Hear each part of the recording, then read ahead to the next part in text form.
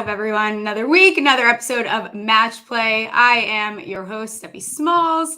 This is my co-host, Spencer Aguiar. Spencer, how are you doing? How was last week? It was a good tournament last week, so I ended up profiting because of the in-tournament bets that I made, but thought it was a fun tournament. I'm always very excited to watch the tournament that's played at Memorial. Hasn't necessarily translated to success over the past couple years for me, but I'm hoping it turns around this year. I made some massive deviations in my model from years past, so I kind of like how I've built this, and I think this might be the week where things get back on track at this event. Last week was a little painful having Grillo top 20 and then not like him winning, but at least he's on my season-long fantasy team, so I at least got some cash for that win. I was a little bit dry there, winning a bunch of two-mans and not winning for the week, so it was nice to see that get back on track. Both of our guys from Who's Your Daddy missed the cut, so we are both, at least nothing has improved for you, but maybe this is the week that you can find a little bit of improvement. Talking about Memorial, why don't you just give like a brief course preview, because I know everyone's probably exhausted by now.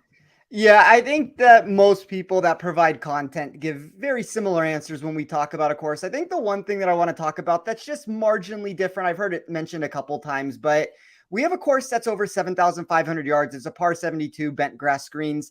There's a lot that's been done to this property over the past few years that change how this course should probably be viewed from a stylistic perspective.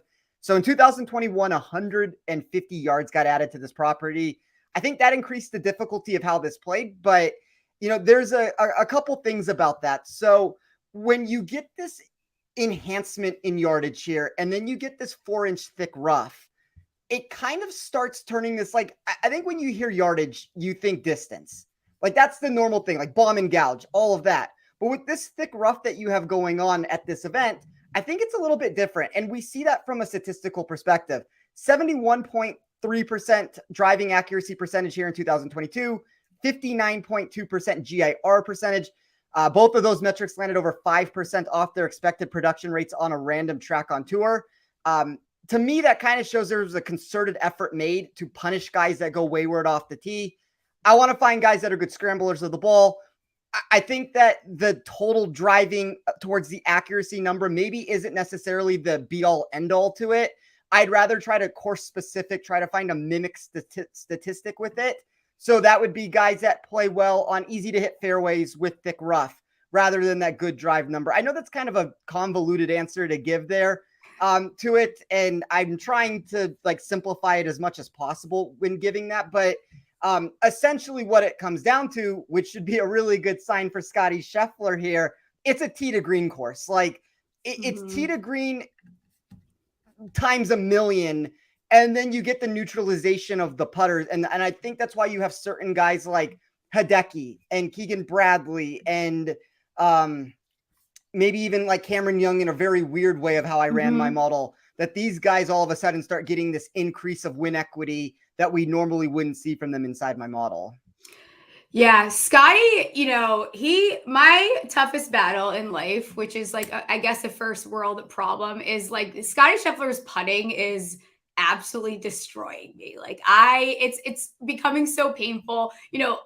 What was it last week? He gained 15 strokes from tee to green, which is absolutely absurd, and then lost 4.6 strokes putting.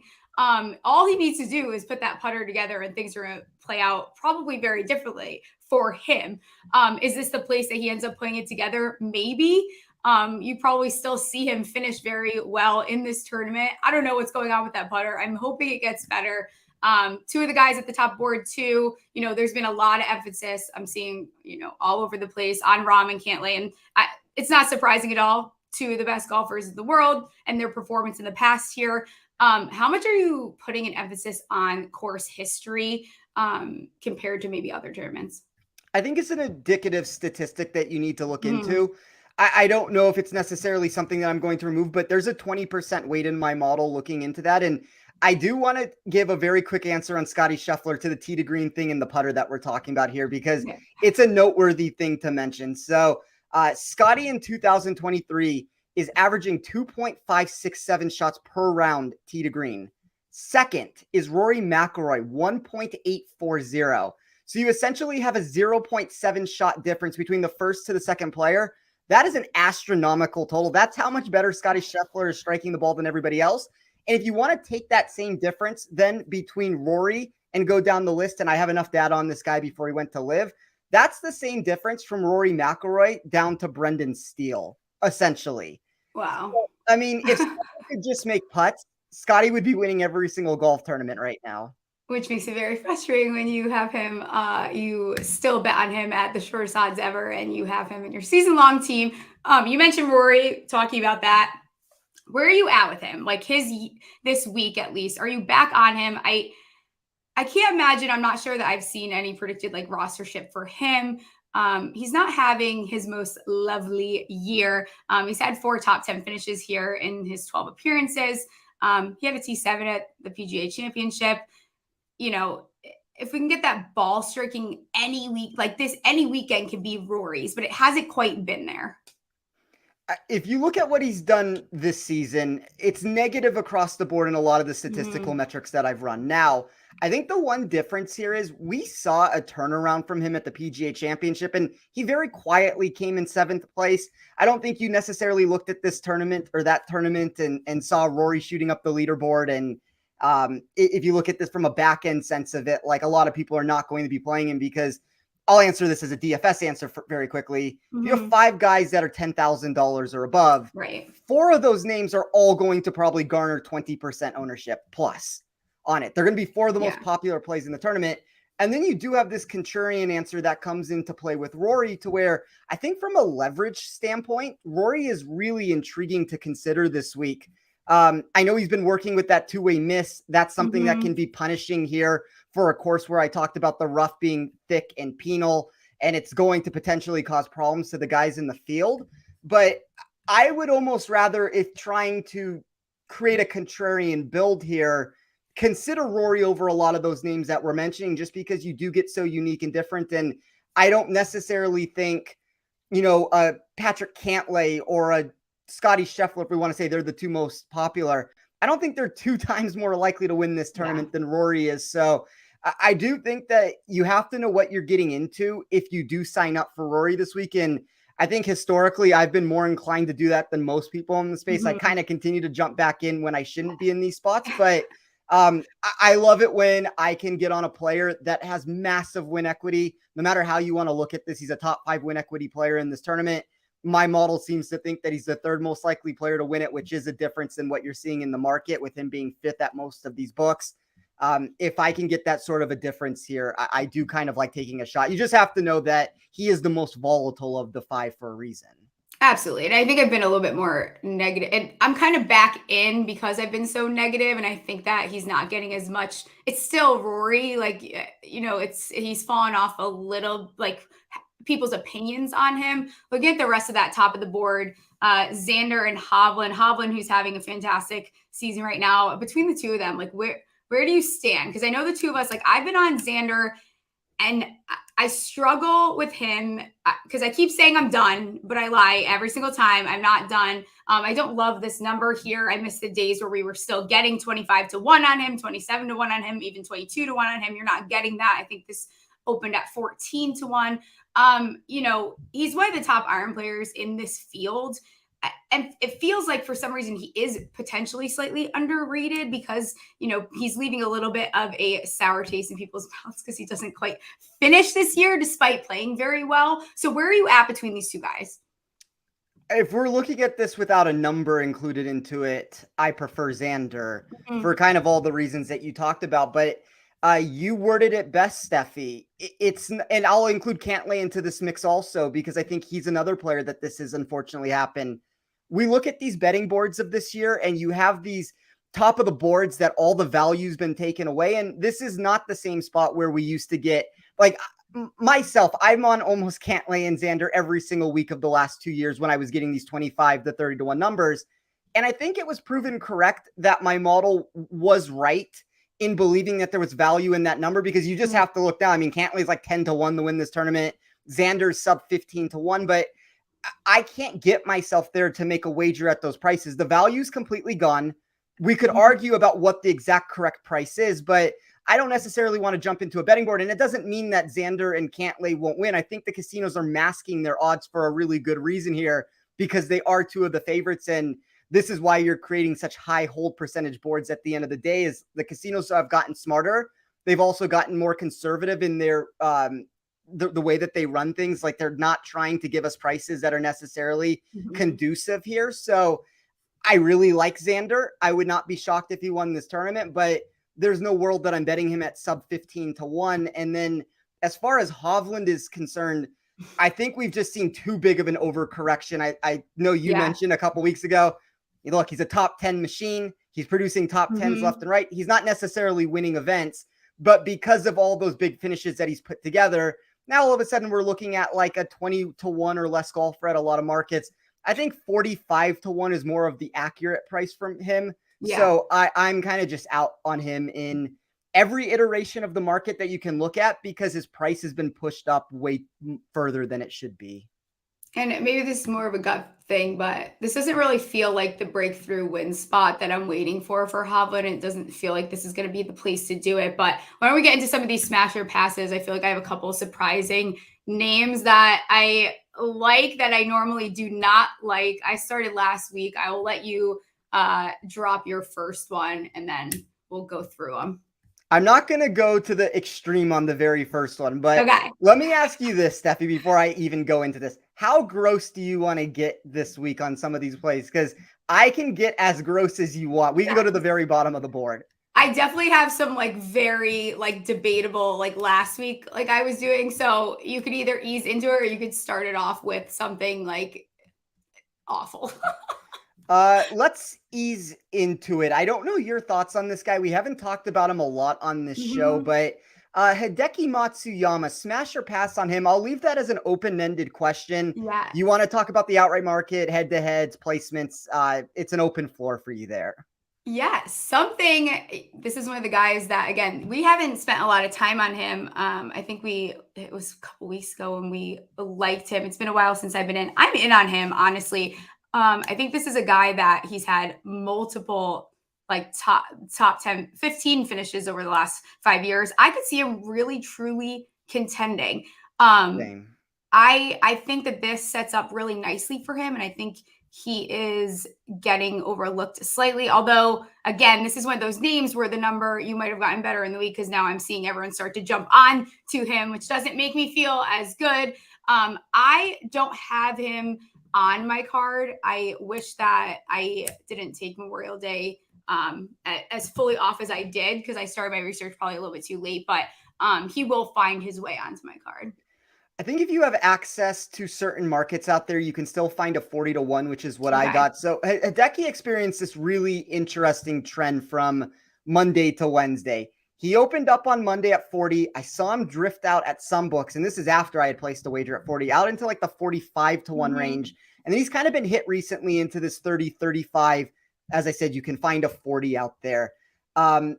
I'm just going to consider this one of these spots where I guess I've been a trendsetter with this, and maybe I help move the market. Because, I mean, I agree. I think once it becomes too popular, it's never a good thing. Unless you're the one that kind of started the narrative with it, then it's all fine with it. But, you know, there's a couple things about Hideki. So when you look at these types of courses, and I'm talking about like fast bent grass greens, which we get this week, and the ability to get this enhancement in a tee to green metric, this is where Hideki's best win equity comes into play. So my model ranked him 4th from a weighted proximity for this tournament. That takes a recalculation of all the strokes for this week. He was 2nd for weighted tee to green.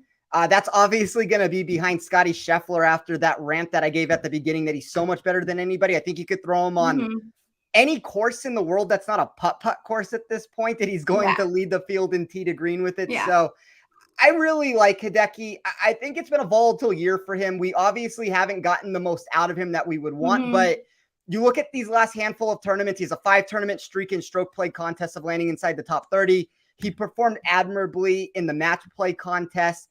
I just think the narrative, and anybody who listens to this show or anybody who reads any of my stuff throughout the week knows, when everybody moves one way, I start trying to go the other way with it. And this is one of those positions to where all I keep hearing is Hideki injury concerns. Hideki, got DQ'd from the tournament last year. Hideki has missed some cuts here recently. Well, let's look at what he's actually done recent form-wise on the PGA Tour, and let's look at what he can bring from a ball striking perspective. And for me, that just said that the price at 40-1 or anywhere near that range is off. And there's a lot of different ways to consider it. Like even as a head-to-head wager, and this is something that I don't normally do. I usually don't like to go for that star versus star sort of a battle, but I thought Hideki minus 110, this is over on DraftKings, against Sam Burns was a very intriguing play this week. Like Burns kind of suffered that negative trajectory for me when you look at total driving. He was inaccurate, but he was also inaccurate on these similar courses. So I think Hideki checks all the boxes, whether you want to look for outrights, placements, head-to-heads, any of those markets there. And then the DFS ownership isn't astronomical. I see 14, 15%. I think the price tag is fine. It's just a really intriguing play that I think he's one of the better values on the board. Absolutely. Like it gives him an opportunity to be creative too, where we've seen him find success. And then you talk about his ball striking. John Kelly is going to lead into my next smasher pass. Are we unloading on Ricky this week? I am breaking a rule this week. And I have bet on Ricky Fowler. I have bet on him in more ways than one. And I will tell everyone now that if he misses the cut here, I am going to just totally unleash my wrath on Ricky Fowler. So it sounds like you are also smashing. Man, every week we keep saying he's almost back. He's almost back. He's almost back. He's like right there. He's not quite day back. Ricky might be back. He hasn't quite shown us that he can truly be in contention. Can he do that here? He's had some really nice finishes since the end of January. He's been a runner-up twice here, multiple top 15 finishes over the last 5 years. Here, he's 9th for strokes gained you name it. He's in a good spot. This is kind of a nice tournament for him. The number is nice. I did not bet him outright. I like him top 10 at plus 335 is still a nice number. I think you can get, if you're not quite there, because you've heard me just keep complaining, you can still get plus money on him at top 20, but I am in on Ricky Fowler. The thing is, he is a darling. So what does stink is I feel like the ownership is always going to be there. You're never going to get like, oh, this is a week everyone's off Ricky, because now even when people were out on him, they were still in because they're obsessed with Ricky Fowler. It's a little bit of the Tiger Woods thing that there's just so much love around him and everybody's looking for a reason to jump back in. And I don't love that. That's not something like that I'm necessarily trying to follow there, but we have gone back and forth on the show about Ricky so often over these last couple of months. And is he back? Is he not back? I think the one thing with Ricky and I have an outright ticket on him. I bet him at 45-1. Oh, and that's a shocking news. I never bet on Ricky to win a tournament. I can't get there. You're braver than me. I couldn't get there because I know how angry I will be for even putting the money on him. Well, the number's gotten progressively worse also. Like I see in the 35s, I think 40, if you can grab a 40, I'm still okay with it, but you're really starting to split hairs there of what's value and what's not value. The results obviously look great recently for the most part. I mean, there's a lot of top 25 finishes there. The one thing I will say, which I think you were kind of alluding to yourself, is he hasn't been super competitive in these tournaments to actually win the contest, which is kind of where this answer keeps coming back. Is he fully back at this point? Like, there's an argument to be made that he might be where Jason Day was 2 months ago, before Jason Day got closer and closer and closer and then finally won a golf tournament. I think Ricky is going to win at some point. I don't want to say that it's not going to happen here because we do have this trending form in 2023. Like I said this last week, there's essentially, and I'll not even mention Steven Yeager at this point. I can't deal with Yeager right now, but there's 3 players that have seen an improvement for me, and I'll name them one more time. It's Day, Wyndham Clark, Ricky Fowler. Those are the 3 biggest climbers. 2 of those guys have just won a golf tournament. Fowler is trending in that direction right now. And on top of all of that, I think this might be the best course from a stylistic perspective that he's gotten the entire year. The weighted proximity, the around the green numbers, the total driving, like all of those numbers for me, Fowler never grades this well. He's 8th overall in my model. He's inside the top 12 for win equity. He's 6th for safety, which the safety number would be more of a head-to-head answer than anything else with it. But all of those numbers are showing me an improvement. And then kind of it goes back to what I say when I run this course-specific metrics to try to fit Muirfield Village. He jumps from 25th in expected tee to green production all the way to 12th in this tournament. So like everything is trending in this direction to where Ricky is going to win at some point. Like I kind of feel confident saying that again. I don't know if it's ready to happen this week, but I did think in general, when you look at these boards, the 40-1 range got a little bit enhanced this week. And I never give that answer. Like Stephie, I know we've done, I don't know how many shows now. I continue to come on this show and I continue to give the same answer. I do not like the outright board. I do not want to place an outright wager. I don't think there's any value because the top of the board has been reduced. The middle of the board didn't get that enhancement that we want. And then the back end players just are not winning golf tournaments.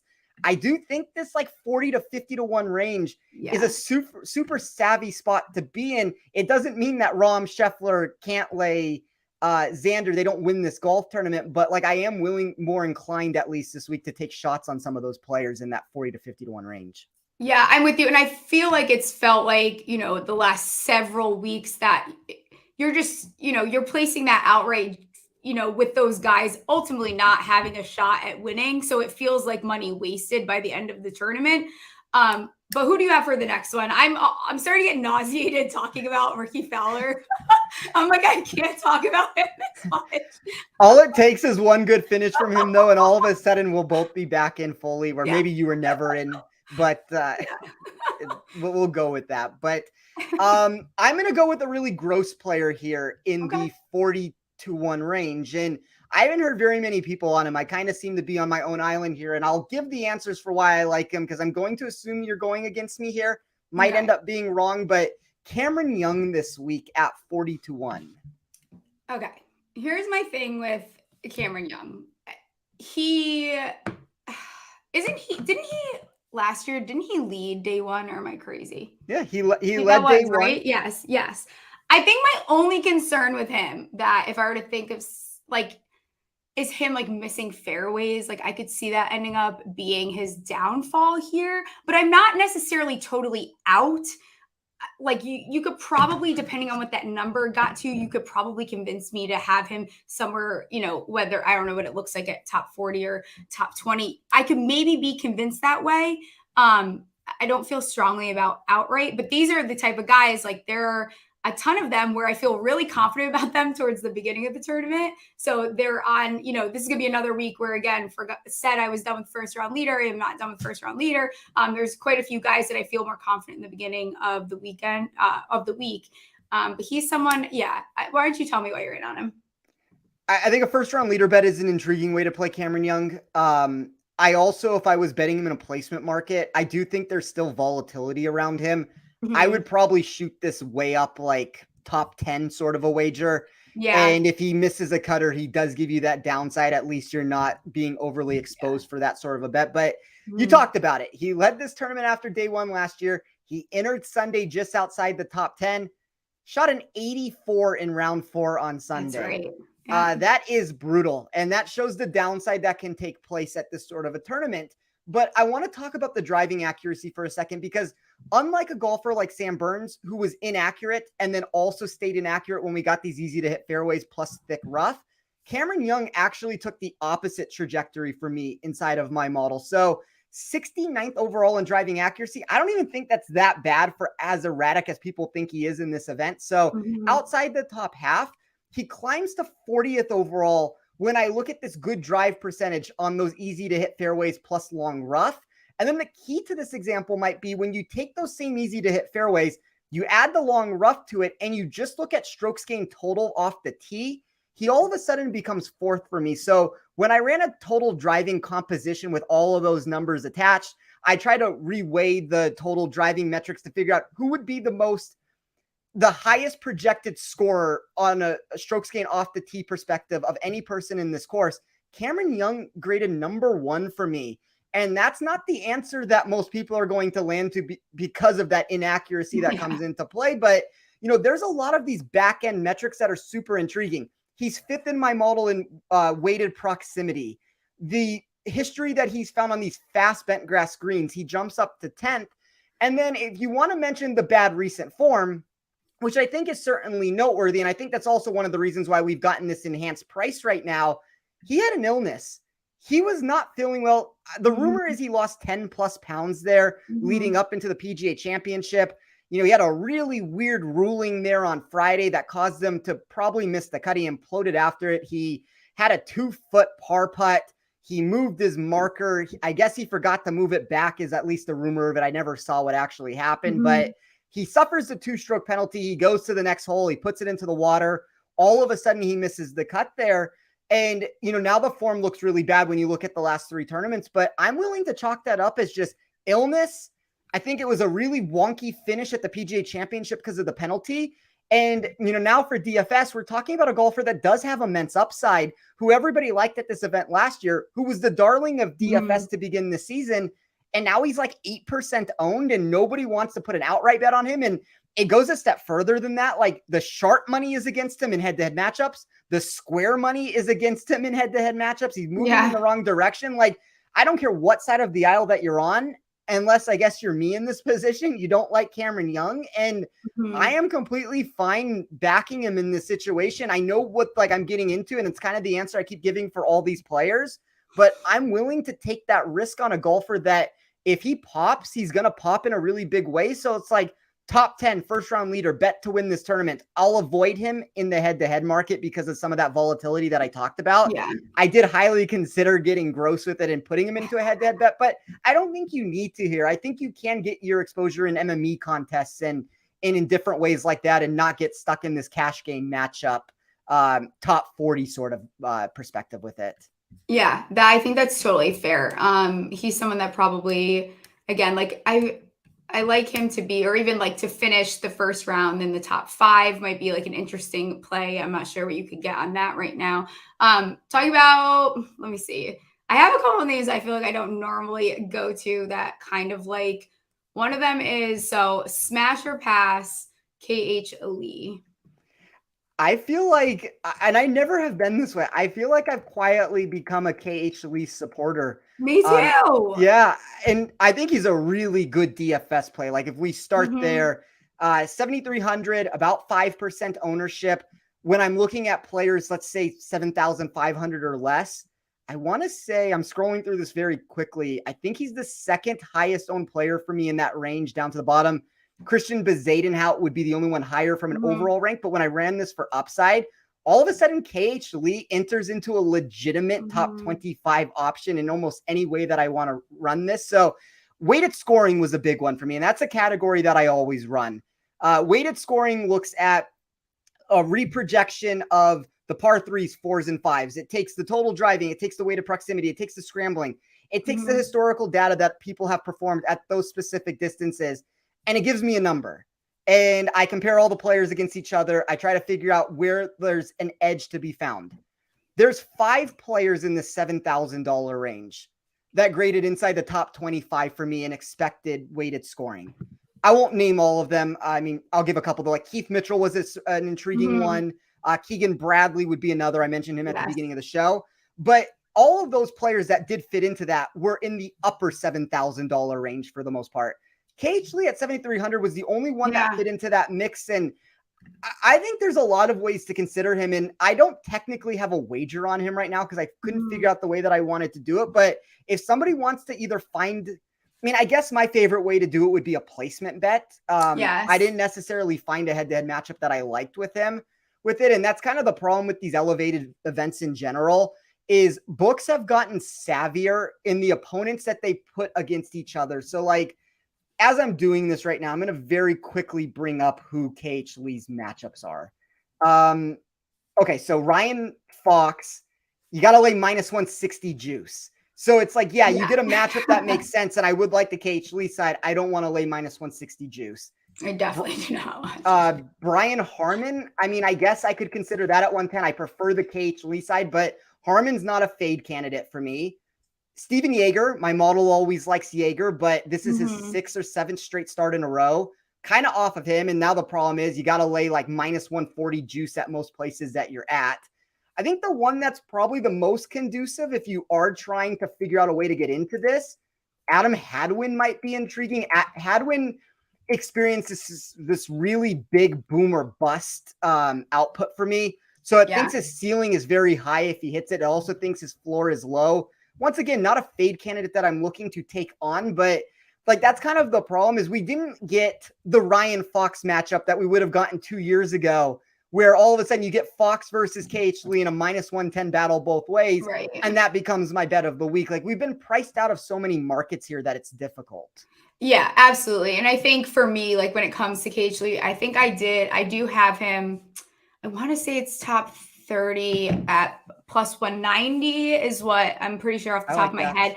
And then I did bet him first round leader. I think, last year, he imploded after being in like second place. And he did a similar thing in 2019. He's made 7 consecutive cuts. He, I think even 3 for 3 at this event. Number 6 in this field with par 5 scoring, which I looked at a lot for this tournament. So I think he's a nice play. Do I think KH Lee is going to win this event at 150 to 1? No, not necessarily. I think that is likely a donation, but especially in DFS, like he is someone that I was finding myself going to when you're looking in, you compare him to, like you said, who else is in that 7,000 range, and you see a little bit more value when you do get to KH Lee. And I like the idea of trying to shoot a bet on him at about a top 30. It's probably the ideal way to play him. You can go a little bit higher than the top 40. I don't know if you want to start shooting this into a top 10, but I think you said plus 190. I think that's a very intriguing price to consider. Yeah, for sure. What do you got next? All right. This might be some deja vu here that will be negative for you. Do you want to answer that question first before I'll let you answer this question because I think you know which way I'm going, and it's probably not the smart way. I'll probably go the other way then and take well, I don't know which way you're gonna go. I mean, I stay out on Rye. I feel like when I do, it's always not the right week. I leaned the other direction last week, and now I'm terrified to try to say his name like I butchered like Spielman does with Jared Goff. So I think that I stay away from Rye. That's where I thought you were going at first, but then I thought maybe you thought Batia's putting was so shit or so ass, as you would say, that all of a sudden you're just completely off of him. But I guess I prefer Rye. I think it's 2 very boom or bust options, but I worry a little bit of how Batia actually sets up for this venue. Yeah, I don't think that. Honestly, I probably am not like overly excited about either of them. Rye is always, for me, he finds himself as like an interesting first round leader play for some reason. Agree. And I think that's because I want him on my card, but I like can't commit to anything else. Probably in DFS, he finds his way into lineups, but and I just talk myself into Rye, I think, actually. So my final answer is I prefer Rye. I will give the same answer there. I will make you talk about a player, though, that you may not want to talk about after last week. But Chez Reavie, smash or pass? Smash. People, I think that he has just been quietly like playing like pretty good. I'm pretty sure I had a bet on him. I think he was top. Did he T40 last week, if I'm not mistaken? He's also someone that's on my season-long team. He just has quietly been, you look at what he did. I think he missed like 6 straight cuts, and then he just has been playing like okay for Reavie. And I think that people don't go to him automatically. He's not a darling exactly. So I'm in on him. I'm not going to sit here and admit to you that he's on my card yet. Does he find his way in a lineup? Maybe. Do I have no exposure to him? Probably. But he's definitely not someone I'm like. If he were to, have a solid finish here, would not be surprised. There's a lack of upside. I mean, that's an obvious answer to give here. And I'm not coming on here saying I expect him to necessarily land inside the top 10, but I thought there was value on him to come top 40 over on FanDuel at plus 280. That's a really big number for a golfer that's trending with 5 top 50 finishes in his last 6 starts. And then really the answer that got me in my model is when I looked at my expected weighted tee to green. Not a great around the green player, and I weighed a lot of around the green in my model this week, which would make you think that this would be one of those standard Chez Reavie. I don't want to play him. But he's accurate. He's accurate, and that's what really ends up saving him. And the proximity numbers this year have taken a massive increase. So 90th in my model, when I look at any generic course that you can put him on in expected weighted tee to green, 43rd for this venue. That's a 47 spot improvement, even when I looked at the bad downside of his around the green game. Yeah. So, we kind of have seen that from him recently, to where he's churning out these finishes that are like 40th place over and over again. And maybe I end up losing this in one of those, situations where on Sunday there's a chance and he comes in 53rd or 47th or whatever number. But at 3-1, like, I do think he has more made cut equity than you would believe here. And that's the other answer about these placement wagers in general. It's a 120-man field where top 65 and ties are going to make the cut. It's a little simpler to get yourself into the weekend. And if you can just get there, anything can happen in these spots. And I don't think it's out of the realm of possibilities that Reeve ends up providing a 31st place finish, and that bet at nearly 3-1 hits. And that's a really big wager if that does end up happening. Like, that can help pay for the entire card. So it's a dart throw, small exposure bet that if it happens, obviously that's great. If it doesn't, there will be many more options for me to be able to jump into to try to win money. Yeah. And I'm going to throw you a name that this could end up really, really hurting me, because I hope that is the case. Where are we at with Shane Lowry, smash or pass? Because I see that people are back on him once again. Stephie, I don't know. I'm indifferent. Yeah. And I'm like, I don't want to talk anybody out of playing him if they want to.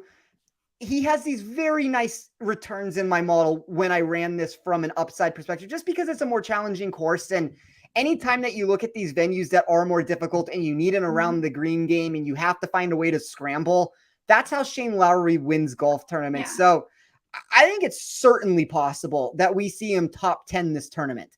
Do I think he's going to necessarily win? No, but he is a borderline top 15 win equity player for me. Yeah. Where I don't know if I love, the best price I see out there in the market right now, he's drifted. I guess 45-1. I think I did see at some point. Oh my gosh. He might be in the 60s now if you really shop around at some places. I see it. Yeah. That's intriguing that he's moved in the opposite direction there, because I still don't necessarily have value at that number. I'll tell you what value is for me.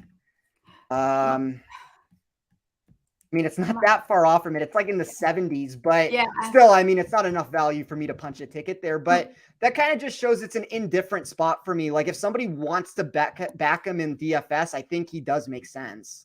Yeah, I think DFS is probably where I go, and he's played solid here in years past, but every week I like to talk about how someone's putter stinks like ass, and his putter stinks. He's like 180th on tour, and I think it can be a little bit more forgiving here, but I think that's what's going to prevent him probably from, stepping into that top 5 or winning this tournament. But yeah, could he easily be one of the top guys at the end of the week? For sure. But I just am not there yet. I'm just staying away from guys that I don't feel like they're just not themselves. And maybe it's Morikawa. I'm the same way with him. I'm not back on until I can see that they're ready to truly compete again. So maybe I feel differently next week, and maybe Lowry shuts me up, and I hope that he does, because he is a very likable guy. But I think outside of DFS, I might be just I'm fine with him. I think people should play him if they are in on Lowry. For me, I'm not interested.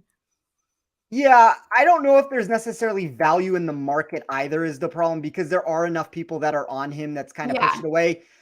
To me, the most intriguing wager for him would have been a top 20 bet. Yes. But I don't necessaryou have value on the number at 2-1. But that to me is my preferred way to try to back him if I'm going to. Which is totally fair. But you got another. Oh, here's a question actually. Thoughts on Wyndham Clark? What you got? I do have some thoughts on Wyndham Clark. So obviously I said that we've seen this turnaround from him this season, and that stems from the iron play. He's actually become a really immaculate iron player. We knew he had the putter. We knew he had the distance. The irons were always out of control. And now this year he's turned it around, and I think he's a legitimate top 25, 30 player. I think there's going to be events that we look at that he's going to find success. I don't know if this is the tournament that I love for him. He's a player who's inaccurate off the tee. He really uses his distance. 113th in my model when looking at good drive percentage on these easy to hit fairways and long rough. The driving accuracy in general, if you just want to take every course, is 100th. And then you also get a reduction in proximity from outside of 200 yards. So you're going to get some really long irons that the players are going to have to hit. Like there's a lot of irons from 225 plus yards that will come into play. I think he'll be able to take advantage of that part of his game. But I worry when you get a 5% overall reduction in proximity from 200 plus yards, or approach shots from 200 plus yards, I should say, that there does become a problem of what his expected output is. And I really say that because he is now a golfer. He's won a golf tournament. The public likes him. Everybody seems to be wanting to back him every single week. Yeah. I think he's moved into this range, and this is not necessarily a DFS answer, although I think you can make the same argument for DFS when I see the price tag. The one difference would be the ownership is nobody's on him, but he's now pushed into this range where he's a 50-1 golfer, to where I don't believe he's a 50-1 golfer in this tournament. Like for me, if I'm finding the proper price, he's probably more in that like 80, 90, 100-1 range. And I would give a very similar answer to another guy in Sahith Theegala, where I'm just not so sure this is the best course fit for them. They're going to pop again. They're really good players. I like their games. I don't like these venues to where the wayward miss is going to affect them. Yeah. Gosh, and you nailed it. I was going to bring up the Gala too. These are two guys that I just personally like. They, they'll probably do fine here. Like nothing is getting me like super excited. I think that volatility, especially with the Gala, is like concerns me a little bit. Theegala is going to win. Like I see him, he's not quite where I want him to be, where I'm like betting him every single week, the way that I know some people have been. I'm just not quite there. I think, the value isn't where I'd like it to be. So I'm just kind of meh about it. Give me Theegala in a birdie fest that reaches 20 under or better. Give me Theegala in a tournament where he can spray the ball off the tee and use that facet of his game. Like those are not the two answers for this tournament. And he's been really good out here. I understand that. And I'm not saying that he's going to come out and miss the cut. I don't think that's the case. He's 25th in my model. I just think we've reached a territory on the odds board where there's too much public support and the number it's shrinking by the minute. And I would rather have it to when he was 80-1 and a birdie fest than this exact tournament. So it's like a course specific answer at a reduced number that I don't love. And it's weird. Like, I feel like I'm almost more inclined to take him like a top 10 or something at like a major instead of taking him at these other which is sounds so stupid, but I truly feel like he's one of those guys that I don't know, he does better. Not that this is a very strong field, but this just doesn't feel like the spot for him, I suppose. If he can handle the California narrative of the hometown narrative, I'm interested to see how he performs at the US Open. Me too. 100%. That might be a very sneaky tournament for him to make a run up the leaderboard. But yes, I will give you,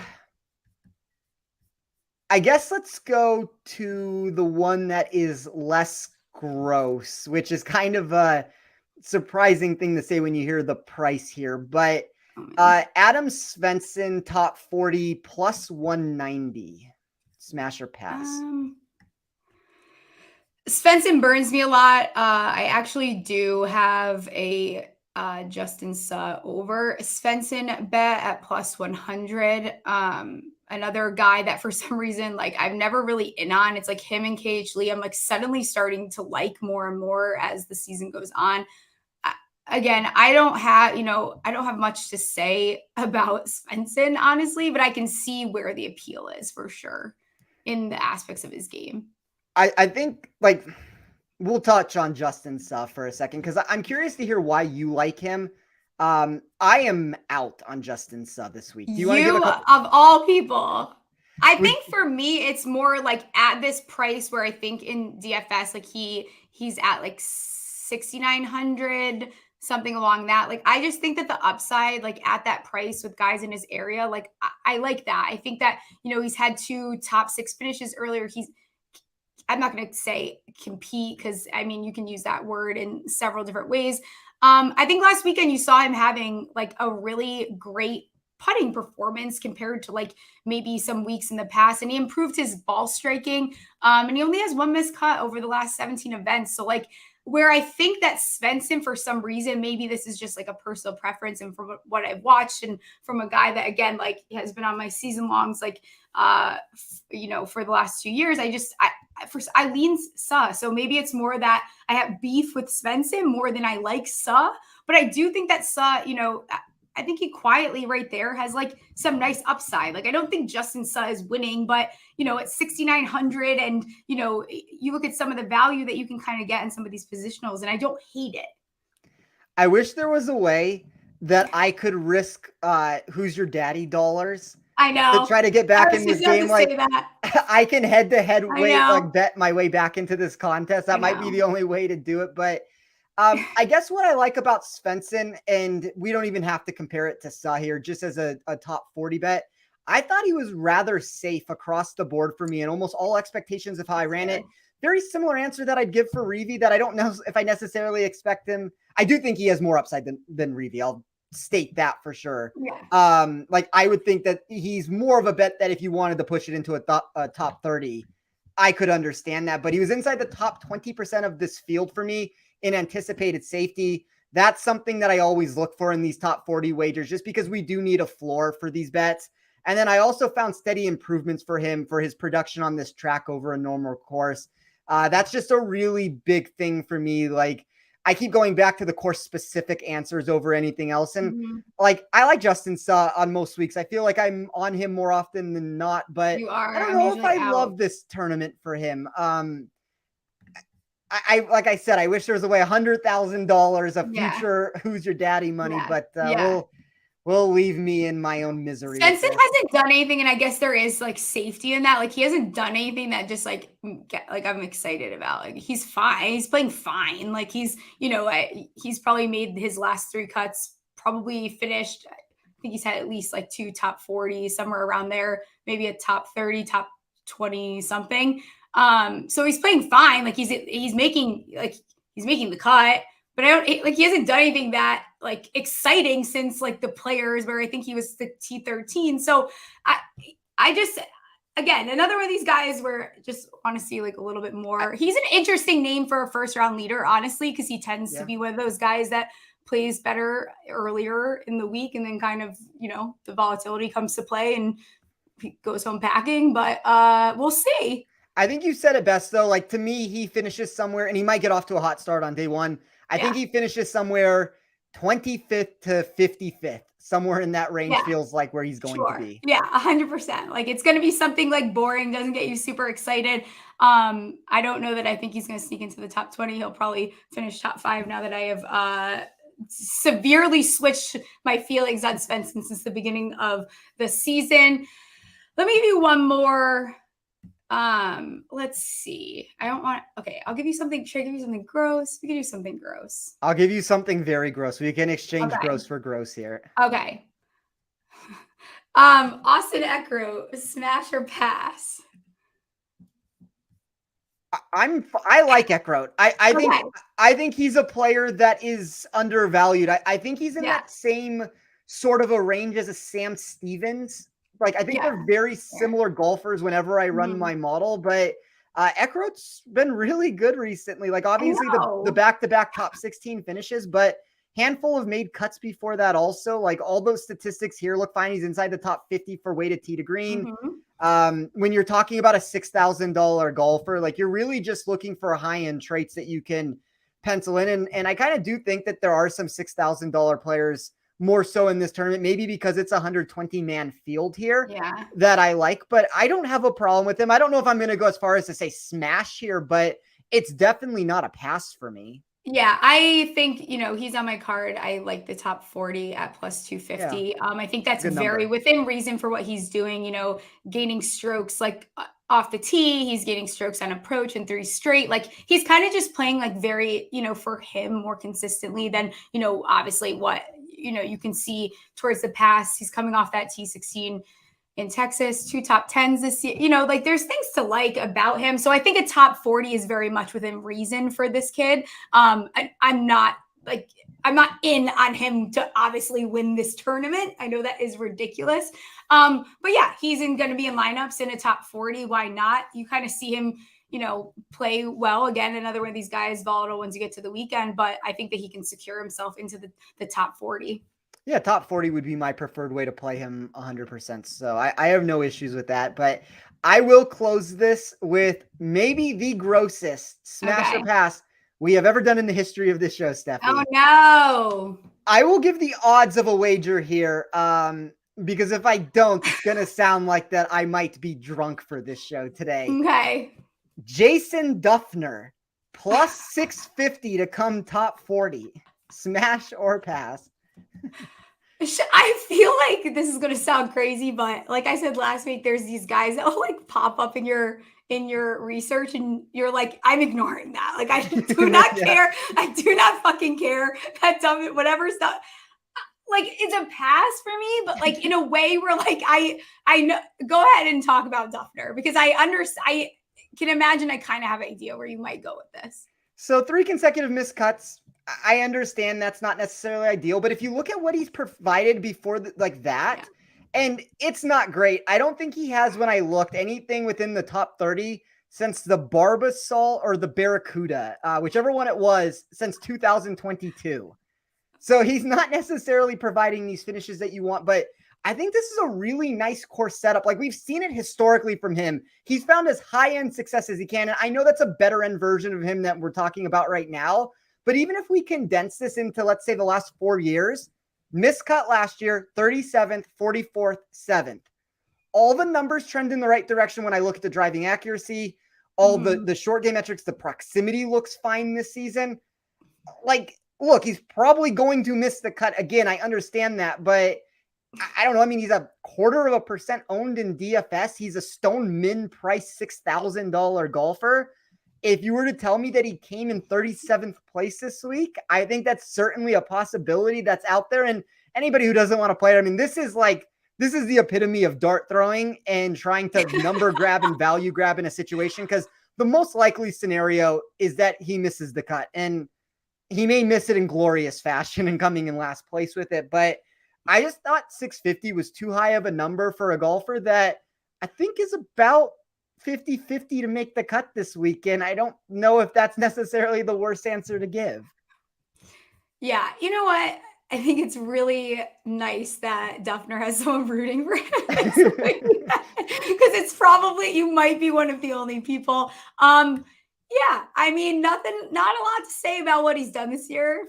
Best finish was T32. Does he do it again this week? Like after missing, maybe. I don't know how I feel. And I don't know that I feel super confident about that. But I do love that you are at least rooting for him because he deserves that much.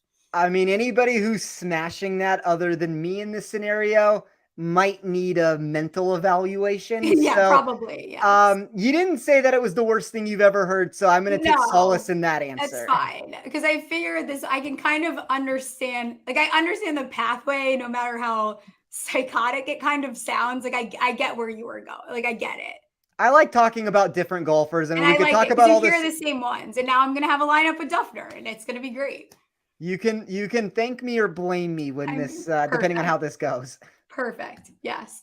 Why don't we kind of rapid fire through our overrated and underrated players here, and then go to who's your daddy, which we both got a nice fat goose egg last week. So hopefully we don't make a poor decision this week. For my overrated, like I am actually not going to stop doing this until like people kind of like I'm just like still like I know everyone loves Morikawa. I'm not doing it. Like I'm not doing it again, and I'm going to continue to do that. Not that I think that Morikawa can't win any tournament. I just, again, like something just doesn't look right. His numbers are beautiful. His ball striking is fantastic. I'm just not there. I'm not back on yet. Kind of like Morikawa this week. I know you do. I knew you were going to say that. I never do, Stephie. I never ever bet him. I feel sick. I don't know. I mean, I think from like a logistics answer, the price is still too high. Yeah. I can certainly understand that. I think this is a really nice course setup for him. I think because the price is high and, if you look at his ownership in direct correlation with some of the players around him, like I'd rather play Morikawa than Hovland. I'd rather play Morikawa than Jason Day, which is a shocking answer. I'd rather play Morikawa than Tyrrell Hatton. I think Justin Thomas becomes a really intriguing one where both of those guys to me have very, very high ceilings. And anybody that wants to play Thomas, whether it's an outright wager or it's DFS, I have no issues with that whatsoever. But this might be the one week that Morikawa is actually going to make it into a DFS lineup. And I'm probably batting 0% anytime I've ever used him. So that would mean that you are likely correct here. I hope I'm wrong because I want to get back on the Morikawa train. I just cannot quite get myself to do it. My underrated, I'll just hit on it now before, I let you rip with your next two. Like Justin Thomas, I just think, again, like still one of the best golfers in the world. I have him top 20 plus 105. You probably could have that conversation about Spieth as well. I'm seeing people they're really not on people's cards. And you can make an argument for the two of them. So I think that either of them, there's an argument to be made. Spieth, obviously didn't play well last week. I think I'm interested to see how Justin Thomas plays this week. Very, very interested to see how that goes. I think there's 4 players, and I guess I'll lead this into my underrated section here, that would not shock me if they won this tournament. I think all their outright numbers are doable, and I think they're very interesting plays for DFS. So that would be Justin Thomas, Jordan Spieth, mentioned those two, Cameron Young, Hideki Matsuyama. Matsuyama has a little bit more ownership around him than the rest of those names that I mentioned. I still think all of them are worth considering for an outright wager. I guess if you made me pick one, just because I think he's the safest across the board and he can be played in a lot of different game types, I'll say Hideki is the most underrated. But if we're talking about this of like go out and win the golf tournament, man, I don't know. I have a weird feeling about Cameron Young this week that's not going to necessarily show up in a model that I think he's going to produce. And I'll give a very similar answer for Thomas and Spieth. While they're not on my outright cards, this feels like one of those prototypical top 10 finishes from them and maybe better. Absolutely. I'm with you. And who do you got for overrated here? For overrated, I guess I will go with Sam Burns just because it's really easy to play in a Hideki versus Sam Burns head-to-head matchup. So that kind of are two players that can coincide with one another if you're trying to look at it that way. Burns placed 35th overall on my sheet. That landed him 20 positions below his consensus rank in the outright market if you took the outright number and turned it into a ranking. I kind of alluded to this at the beginning of the show. There's some players like Cameron Young where they got this positive movement when you move this to easy to hit fairways. Sam Burns suffered the negative end of that. Burns, Theegala, Clark, maybe not so much Theegala, but Clark and Burns specifically, like they were the top two pretty much substantially for me. That just the driving accuracy stayed bad no matter how you want to look at it. So maybe a little bit of Clark, a little bit of Burns here for my overrated. Not going to have any exposure to them. Don't really mind if you want to try to take them on in a head-to-head matchup if you can. For sure. I'm with you. I thought you were going to say Hatton for some reason. I don't know why.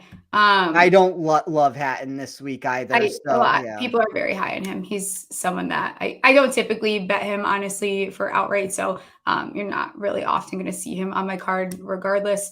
Time for Who's Your Daddy. And this is actually an interesting week because I feel like you could really burn one of these top guys that could end up screwing you over. I am quite tempted to take Cantlay actually this week because I feel more comfortable getting rid of him here, but go ahead. I was going to say that like wherever you play Cantlay, he will burn you. I've learned that from experience. Like it's always better. Like I've saved him for so many majors throughout time and it's never worked for me. I know. But if he is going to ever do anything for me, I feel like it's at this tournament. So I am going to take Patrick Cantlay this week. I think that is fair. I mean, I feel like this contest for me has turned into from Who's Your Daddy of who's going to fuck me this week. like which one of these players is just going to straight fuck me? It's true. Unfortunately, it does. It is trending that direction. I mean, I've already wasted Scheffler. I guess let's just take continue. Yeah.